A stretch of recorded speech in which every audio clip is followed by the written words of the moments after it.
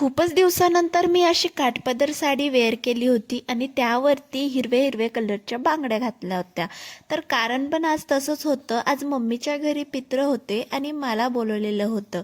नवमी असल्या कारण माझ्या आजीचं पित्र होतं आणि त्याच कारणाने सुहासीन जेवू घालतात म्हणून मला बोलवलेलं होतं मम्मीने. मग काय पटापट बबडी आणि मी गेलो बस स्टॉपवरती. आता तुम्ही म्हणत असाल मी एकटीच का जात असते, बसनेच जात असते ना, त्याच कारणाने.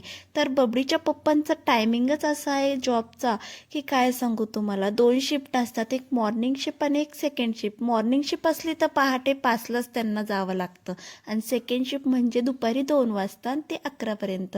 म्हणून मला काही त्यांना नेणं जमत नाही आणि म्हणून तेही येत नाही. म्हणून आणि जवळ असल्या कारण मी एकटीनेच प्रवास करत असते. मग काय पटापट मम्मीच्या घरी गेले आणि मम्मी करत होती आजीची पूजा. आजी म्हणजे माझ्या वडिलांची आई आहे ती.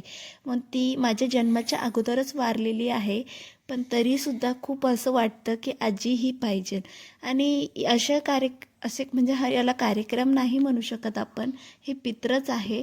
आणि मम्मीने पूजा करून घेतल्यानंतर मीही करून घेतली. मी तर बघितलेलं नाही आजीला, पण असं मनापासून खरंच वाटतं की मी बघितलं असतं तर किती भारी झालं असतं.